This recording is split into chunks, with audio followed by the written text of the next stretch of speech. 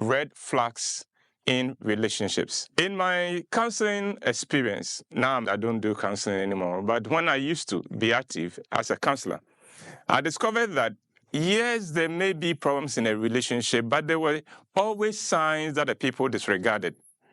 Signs that if they had paid attention to, they would have been spared the pain that they were experiencing. The red flags, the things that can indicate that there's something there. It's like a smoke, and you know there's no smoke without fire. So as soon as you see the smoke, go look for the fire. We're going to look at 20 red flags, and I'll be focusing a lot more on young people who are courting and dating, but there will be a few that will touch on marriage. So the first, number one, your partner thinks you are perfect. Now, you may not think that that is a red flag, but it is. Why? Because you may not be able to live up to it. Because you see, none of us is perfect. Please, when you discover that, find a way of shattering that as quickly as possible. Otherwise, you will pay a very dear price. Because when people think we are what we are not, and they later on discover that they were wrong and they discover who we are, they turn on us as if we deceived them. But we didn't deceive them. You decided that I was this way. 2, your partner thinks he or she is perfect. There are people who say, me, I will never, me, I will never, me, I will never. People like that typically find it difficult to recognize their part in any problem. And the currency is time and attention. So if you don't have time for me, then no, maybe this doesn't mean as much to you as it ought to. There are people who say, oh, I am too busy. I am very busy. Well, we are all busy. But I know one thing is true. We make time for the things that matter to us. If this relationship matters to him, he would make time for you. 4, your partner has anger issues. The kind of people, when they lose their temper, it is like an articulator going downhill whose brakes are failed. There's no stopping. They're just going. You can't stop them. Now, people like that, you relate to them at your own risk, because when somebody has anger issues, they themselves cannot predict how far they can go in an episode of anger. They may just get nasty, but they could get worse. And that brings us to the next red flag, which is your partner is abusive. Remember, there are 3 types. There is a physical abuse, which we all know, is you are relating to somebody and the person slaps you. That's a red flag. He may do it again, or she may do it again. But then there is also the verbal abuse. There are people who can use words to insult you to the point that you can take your bath for 2 weeks and not feel clean because of how much toxic material they have poured on you. But there's another form of abuse that we don't talk about often, and it's the emotional abuse. This is where somebody gets to know what gets to you and uses it against you. So sometimes it may be their mood. Maybe they withdrawing from you, and then knowing that it hurts you, knowing it worries you, and they use it. They are manipulating you. That's emotional abuse. Or they find a way of putting you down in very subtle ways. It's a red flag. 6, your partner changes his or her routine. This applies more in marriages. Listen on. We are all creatures of habit. So, you are married to a man who never takes his bath in the evening. Even if you prepare him pancake, he will still not go and do it. Then, all of a sudden, he comes home, and without you begging him, he's going to take his bath. Or you have a partner who comes home, and as soon as he gets home, he doesn't go out again. Suddenly, he comes home, changes his dress, and then he's going out. You have a partner who doesn't use perfume, and suddenly, he's smelling like a rose garden and going out. There's a change there. And don't just say, oh, now he's trying. No. What is making him try? There's always a reason. Someone told me that even a mad person has a reason for being mad. So watch the behavior pattern of the person you are relating to. And as soon as there's a change in routine, ask a few questions.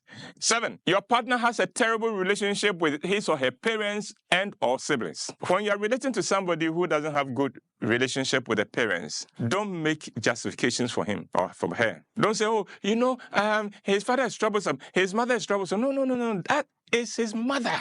What is it that he or she can't forgive? That is his father. So if somebody has issues with his parents and siblings, with whom he shares a blood, what makes you think that he won't have problems with you? Now, watch this. He has problems with his siblings. He has problems with his parents. Who is the common denominator here? Him or she. So don't go away and think that, oh, well, they don't like him, and his parents, they don't like him, and his siblings, there's some way. No, one day you'll be telling somebody about how some way you are. 8, your partner enjoys putting his ex down. If you're listening to anybody who is making his ex look like a twin brother of the devil, then that's a dangerous person. That's a very dangerous person. Look, not every relationship would end in marriage. We get that. When it is over and we have moved on, we have moved on. Don't put your ex down.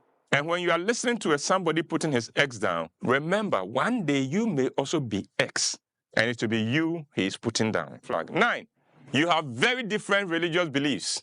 Now, when we fall in love anew, we don't think that religion matters. We love each other, we love each other. One day, as this thing becomes stable and as time passes, you will discover that religion can mess you up big time. So save yourself and find someone who shares your religious belief, and you save yourself a lot of heartache. 10, your partner has terrible personal hygiene. Trust me, don't think that it doesn't matter. No, you will not be able to deal with it. Don't forget that if this relationship becomes marriage, you are going to sleep on the same bed. Ghana, the issues are many. There are times when you are tossing in bed with your own thoughts and with plans that are not working out. For it to be compounded by the scent next to you, you enter the person's room and the plate he ate in from Monday is still there.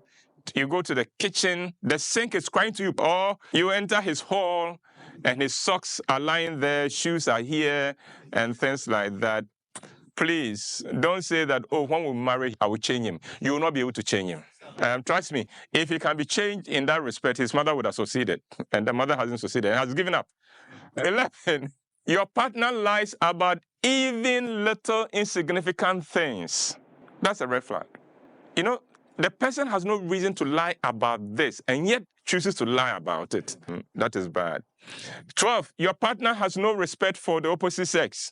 So if you are relating to a girl who says all kinds of stupid things about men are pigs and things like that, when she's saying that, ask her, hello, have you forgotten I'm a man? And if she says, but you are different. No, you are not. You are a man. Don't think that the exception will be made for you forever. Today, for some reason, I'm making an exception for you. But one day, I'll remind you of who you are. 13, your partner loves to flirt. There are people who make flirting a part of their brand. Sometimes it begins with the words they use. Everybody is my dear. Everybody is sweetheart. Everybody is love. Everybody is darling. Or they insist on hugging everybody. Now, when you are dealing with relating to somebody who loves to flirt, the chances are that very soon they stop flirting with you and they are flirting with everybody else. It sends a very wrong message. So watch it. Now, I'm not saying that as soon as you see these things, walk away. I'm saying that sometimes, as soon as you see it, point it out and say, this is not acceptable. And let us have a discussion on it. 14, your partner does not forgive. He still holds a grudge against class 3 teacher.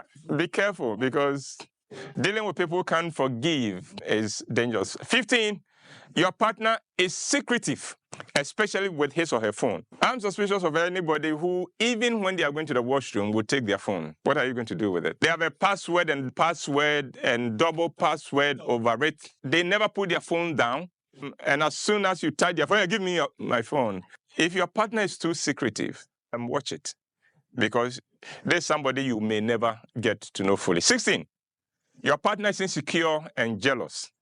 Sometimes it looks sweet when somebody is jealous and is like, who called you and things like that. But trust me, it gets old very quickly. When you are dealing with somebody who is insecure, you'll feel smoothed.